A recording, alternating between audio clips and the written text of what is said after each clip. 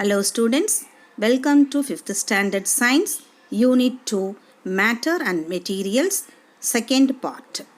In the first part, we learned states of matter, materials and fibers. Continuously in the second part, we are going to learn about the varieties of grains and the food products and why do things float or sink. First topic is grains. Grains அப்படிங்கிறது தானியங்கள் தமிழில். Grain is a small, hard, dry seed. Each grain is protected by a husk. ஹஸ்க்னா உமி. நெல் பார்த்துருக்கீங்களே, அரிசி உள்ளே இருக்கும், மேலே பார்த்தீங்கன்னா அதோட மூடி ஹஸ்க் உமி சூழ்ந்துருக்கும். And the husk encloses the seed. அந்த உமி தான் அது உள்ளே இருக்க அரிசி தான் seed. அதை என்க்ளோஸ் பண்ணி வச்சுருக்கோம். Two main types of commercial grain crops are cereals and legumes. Cereals அப்படிங்கிறது தானியங்கள், legumes அப்படிங்கிறது பருப்பு வகைகள். இது ரெண்டும் தான் நம்ம நாட்டில் ரொம்ப முக்கியமான grain crops. Wheat, maize, rice, beans, peas, barley and millets are some of the whole grains. Wheatனா தமிழில் கோதுமை. This is the most important crop in the world. Whole wheat is important because it is rich in fiber, vitamins and minerals. Wheat products are breads, cakes, pasta, wheat germ and cracked wheat. Maize வேற ஒன்றும் கிடையாது, corn. தமிழில் சோளம். In many tropical and subtropical countries, அதாவது hot and humid countries, maize is the main food that people eat. It is also known as corn. Maize oil is extracted from corn for cooking. புக்கில் correction பண்ணிக்கோங்க, extracted from corn for cooking னு correction பண்ணிக்கோங்க. Yellow or colored corn may promote eye health. கண்ணுக்கு ரொம்ப நல்லது இந்த சோளம், corn. It is also rich source of many vitamins and minerals. இதில் அதிகமாக விட்டமின்ஸும் மினரல்ஸும் இருக்குது. Corn syrup is used as a sweetener instead of sugar in many products. நிறைய நம்ம ப்ராடக்ட்ஸில் சுகருக்கு பதிலாக ஸ்வீட் கொடுக்கறதுக்காக corn சிரப்பை யூஸ் பண்ணுறாங்க. Maize products are sweet corn, breakfast cereal, tortilla chips, taco and maize oil. Next grain is rice. நம்ம எல்லாத்துக்கும் தெரியும், ரைஸ்னா அரிசி. Rice is a type of grass, ஒரு புல் வகையை சார்ந்தது.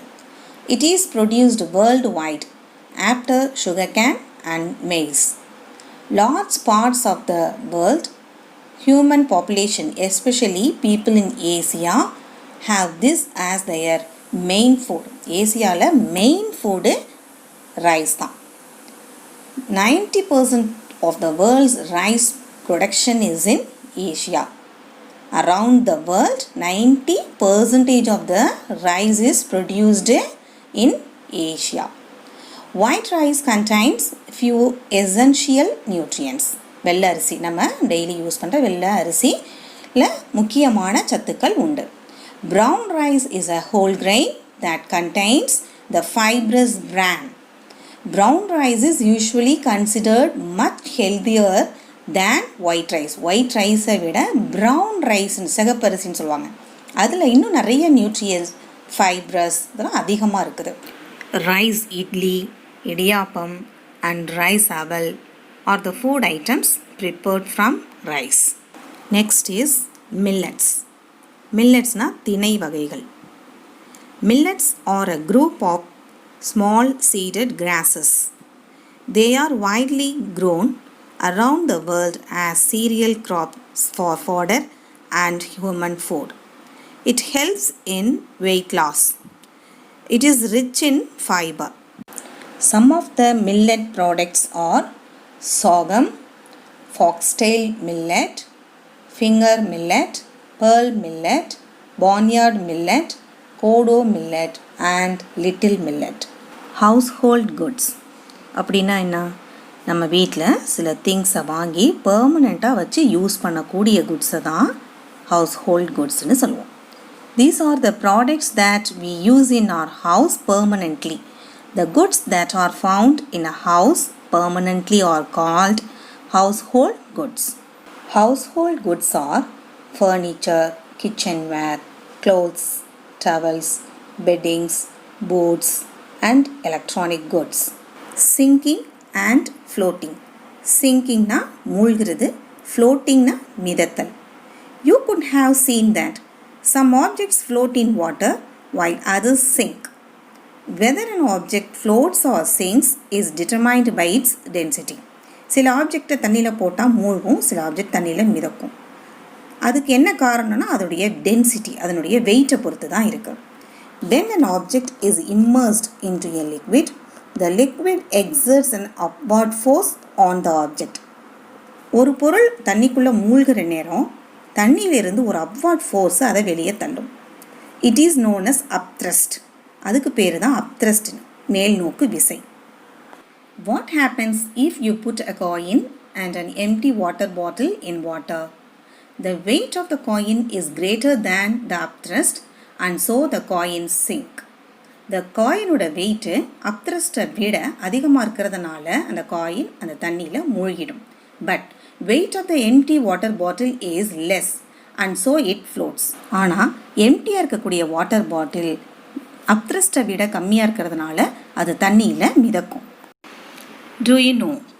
A fish can control the upthrust on its body, so it can float and go beneath the surface of the water. Solubility of solids in water. Some substances completely dissolve in water.